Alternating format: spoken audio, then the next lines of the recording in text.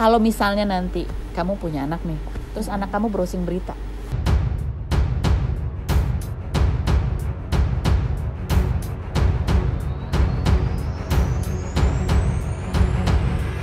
pas kamu masuk tahanan gitu ya, kan itu berita kamu tuh rame di mana-mana.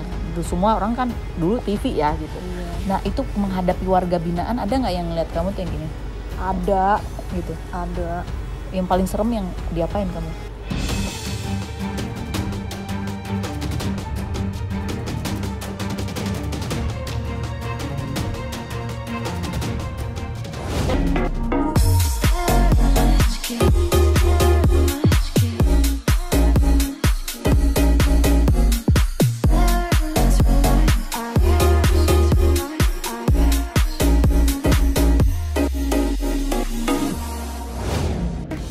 Hai, aku bersama dengan Maria Eleanor. Dulu namanya adalah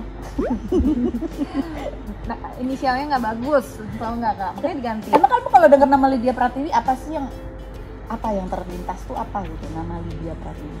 Aduh, bebannya berat. Apa sih ya, kamu pernah ngomong bebannya berat, apanya berat? Iyalah, maksudnya ya udahlah kak. Sebagai Lydia Pratiwi itu Iya, berat ya? Kakak lihatlah apa yang akhirnya Lydia Pratiwi itu alamin kan. Iya, yang tidak seharusnya aku pikul. Udah gitu inisialnya nggak bagus, LP. Oh ya sesuai dengan itu ya, kayak nama LP. Kalau sekarang Maria Eleanor ME. Iya, masih mendingan lah. Untung Maria Eleanor ya, bukan M siapa gitu. Maria. Sebenarnya kamu tuh dulu ceritanya kayak gimana sih? Aku tuh nggak tahu loh. Kamu tuh sebenarnya apa sih? Boleh nggak kamu ceritain lagi dari versi kamu yang kamu tahu waktu itu sebagai anak umur 19 tahun? Kalau dengar kata Putri Duyung. Putri Duyung itu tempat liburan sekeluarga besar dari kecil kak. Dari kecil. Dari kecil kebiasaan, maksudnya kita liburan keluarga ke sana, keluarga besar ya, bukan keluarga kecil doang. Jadi bukan tempat yang Aneh. serem, aneh atau mencurigakan, familiar gitu justru. Tempat yang familiar buat kamu. Kalau sekarang kamu dengar kata Putri Duyung Cottage, sekarang itu tempat penginapan. sekarang nggak serius. Emosinya apa kalau kamu dengar itu? Dulu nggak mau denger, nggak mau lihat. Sekarang pelan-pelan aku ya sama lingkungan terdekat aku, maksudnya dibiasain untuk lihat lagi, denger lagi, pelan-pelan. Maksudnya ya membiasakan diri menghilangkan trauma-trauma itu. Jadi buat kamu ini trauma. Tapi aku dulu seingat aku nih, waktu aku lihat kamu kayak disorot kamera di pemberitaan tuh, muka kamu tuh kayak yang Masa sih? senyum. Iya, Maksudnya maksudnya kayaknya udah mau jangan batin tingkat dewa. tapi kamu kan tuh kayaknya mungkin berusaha tersenyum gitu ya, kayak gitu. Iya. Iya, gimana? Kamu senyum karena di sebelahnya ada Hotman Paris atau gimana? Enggak. Dia selalu menguatkan kamu atau berusaha? Abang sih jujur ya, abang sih kayak tentara atau enggak? Lu jangan gini, lu jangan nangis, jangan ini. Abang galak. Dia? Abang galak. Dia yang bilang kamu jangan nangis? Iya, abang galak. Padahal kalau misalnya nggak ada dia, kamu tuh udah apa? Ini ya, nangis Bombay kali ya. Oh, dia yang bilang kamu jangan nangis. Iya, supportnya abang juga luar biasa. Abang tuh yang nguatin juga, dan ya tim lawyer yang lain juga. Pada saat itu aku merasa mereka Nolong kamu kayak banget. malahan mereka tuh kayak keluarga gitu loh. Sampai Sebagai orang tuaku gitu loh, anggapan pada saat itu. Sebagai orang tua. Walaupun banyak juga kan yang dompleng di udah tau lah, kakak tau lah. Iya Kan zaman dulu kan belum ada tuh kan Belum artis banyak yang heboh pakai pengacara ini itu ya kan. Banyak yang nyelik lah yang gitu, aku tahu. Kalau bisa membuka rezeki ya nggak apa-apa. Nggak apa-apa ya, padahal sebenarnya kamu tuh pada saat itu Padahal butuh pertolongan banget. Kamu ngerasa apa yang kamu alamin ini sebagai anak umur 19 tahun memikul itu tuh adil nggak sih? Enggak lah Kak, aku kerja baik-baik, aku rintis dari dasar semuanya, nggak pakai cara instan. Casting, ditolak, casting lagi, apa segala macam aku ikutin. Terus zaman dulu ya, zaman tahun aku itu, kalau kita udah punya billboard segede gaban gitu di spot-spot yang terkenal di Jakarta sini, saya beneran Senayan, terus Harmoni gitu, gimana sih bangganya ya Bangga kan? banget ya. Bangga banget. Terus udah gitu stripping, 2 judul langsung apa segala macam. Ibaratnya kamu karir kamu tuh lagi naik menanjak gitu ya. Proses lah, maksudnya pada saat itu aku cukup puas lah dengan apa yang aku kerjakan sendiri. Walaupun mungkin dilihat orang kayaknya kerjaannya Twitter begini, nih belum terlalu terkenal belum gitu. terlalu terkenal, ini itu segala macam ya nggak apa-apa, tapi karena aku memang nggak suka publish. Dulu juga belum ada sosial media segala Belum. macem kan, terus aku juga tipe yang nggak suka diwawancara sama infotainment. Buat apaan maksudnya, apalagi yang mau ditanya sih, apalagi yang mau orang kegiatan aku sekolah syuting gitu doang, apalagi yang mau dibahas gitu. Jadi kalau dibilang hal dia ya itulah. Dia itu matre. Kayak matre. Setidaknya di umur 19 tahun bisa membiayai hidup sendiri dan bisa membantu sedikit-sedikit lah buat orang. Jadi kamu nggak matre, kamu dapat itu semua dari Dapat itu semua dari kerja keras, keringat aku sendiri. Nah, terus kan kamu nggak bisa kerja tuh. Kamu di Rumpi cerita bahwa kamu merasa masa depan kamu tuh kayak terendut gitu kan. Terus memulai lagi secara ekonomi nih. Mulai lagi secara ekonomi itu gimana? Memulai lagi. Kebetulan Berat, dulu kan aku juga bukan yang punya lifestyle yang tinggi kan. Maksudnya lifestyle-nya ya selayaknya anak sekolah, anak kuliah biasa. Jadi nggak terlalu kaget. Tapi kalau untuk sekarang dengan harga yang meningkat, pendapatan yang menyusut, ya kan, ya ngaturnya juga agak pusing kepala sih, jujur aja. Gitu. Tabungan dulu masih bisa bertahan sampai detik-detik terakhir aku akhirnya ada di luar. Sampai detik-detik terakhir, Akhirnya jadi 7 aku tahun udah masih bisa nih. 14 tahun. 14 tahun. Jadi 14 tahun masih bisa lah. Ya, tapi begitu bisa. Udah itu lagi kan habis. Iya. Aset masih ada? Aset udah nggak ada. Ada tapi maksudnya nggak bisa nggak liquid gitu ya. Nggak di liquid. Jadi Nggak liquid. jadi secara Ada ekonomi gimana struggle kamu tuh? Secara ekonomi ya bantu-bantu kerja lah ya, kayak coba arrange event gitu-gitu ya, ada income dikit-dikit apa segala macam. Sempat ngerasa yang susah banget gitu nggak sih? Sempet lah. Sempat. Kayak apa? Susahnya kayak apa? Stres, maksudnya sekarang aku mau kerja terus orang nanti minta background story-nya ya kan. Background story-nya kalaupun aku nongolin tapi aku udah ganti nama secara hukum, secara legal. Terus aku harus jelasin lagi panjang lebar, itu tuh gimana sih, repot, tau nggak, repot banget kayak gitu. Ya apalagi sekarang kamu nongol lagi di media terus orang tahu, oh dia ternyata itu. ini ya gitu tuh. Ya kan lebih susah nggak? Aku pikir akan begitu, Ternyata tapi ternyata malah ketakutanku rasanya sih salah. Jadi Oh, ternyata maksudnya kan selama ini kan ya udahlah, aku tuh udah nggak ngumpet ya kan, bukan menghilangkan identitas, makanya tetap di Jakarta, nggak kemana-mana juga gitu. Nah terus aku pikir aduh setelah udah orang tahu apa segala macam gimana nih nanti, tapi ternyata nggak, responnya lebih ringan malah untuk aku. Jadi toh sekarang aku nggak perlu ada khawatir, aduh orang ngeh aku siapa nggak ya gitu. ya, itu semua sudah terjawab bahwa kekhawatiran kamu tidak terjadi. Iya, nggak terjadi. Ada cowok spesial nggak sih dalam hidup kamu? Ada beberapa nih. Ini cowok-cowok ini. Kamu ngerasa sempat, ini kan sebagai seorang perempuan ya, kadang kan ada kebutuhan juga untuk berkeluarga, punya rumah tangga sendiri. Sempat ada kekhawatiran nggak? Secara kamu juga punya perjalanan yang nggak gampang. Dulu khawatir sekali ya, maksudnya Umur berapa tuh kamu khawatir sekali?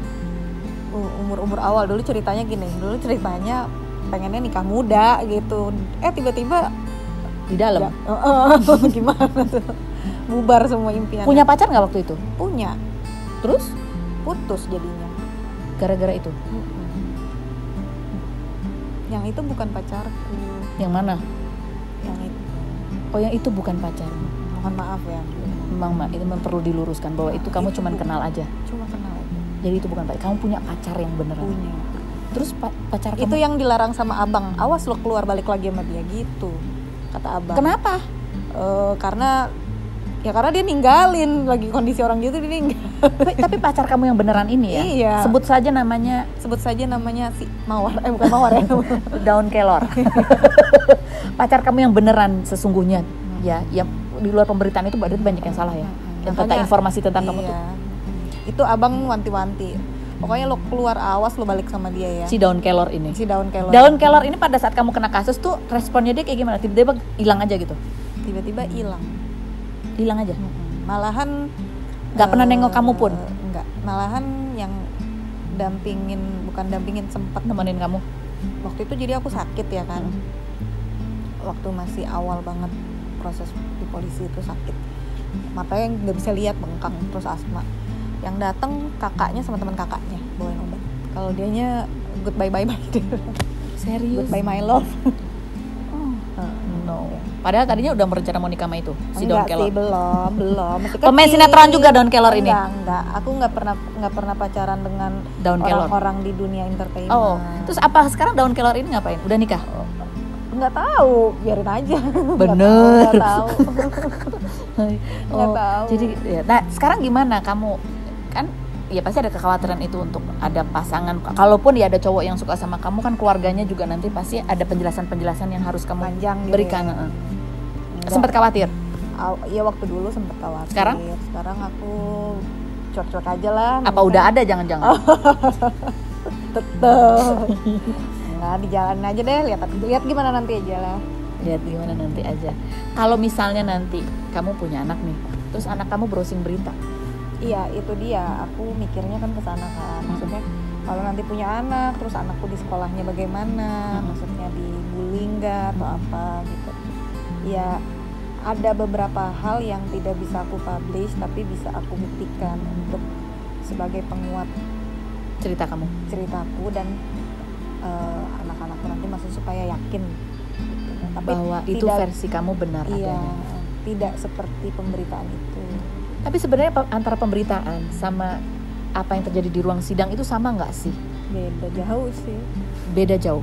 Jadi dia dalam pemberitaan sama yang terjadi sesungguhnya fakta persidangan beda. Beda jauh. Kesel nggak bahwa kamu nggak bisa kontrol media? Kesel, frustasi kan.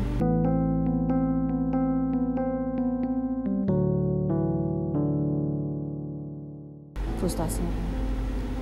Nggak pengen ngurusin. Kayaknya maksudnya nggak bisa juga. Udah coba ngomong dulu kan sampai ada, kalau nggak salah aku kayaknya sama abang pernah preskon sama aku di sana, tapi ya tetap mungkin judulnya yang lebih menarik untuk dipublish untuk mendatangkan pundi-pundi. Ya judul-judul kayak begitu yang receh, yang sebenarnya bukan lebih receh ya, itu judul yang lebih jadi mengalihkan apa yang sebenarnya ingin kamu sampaikan gitu. Iya, jadi ya udahlah, udah maksudnya sekarang udah 14 tahun udah lewat, aku udah jalanin semuanya. Aku mau jungkir balik ngomong sekalipun juga tetap aja aku kemarin harus ngelewatin itu, ya kan? Jadi ya kecuali waktu itu aku ngomong terus-terusan terus akhirnya bisa didengar, enggak juga ternyata kan. Nah, terus kan tadi sempat cerita dia tuh ngerasa sebel sama Abang Hotman Paris Hutapea pengacaranya karena sempat dilupain ya, karena Abang kayaknya ada klien yang lain ya.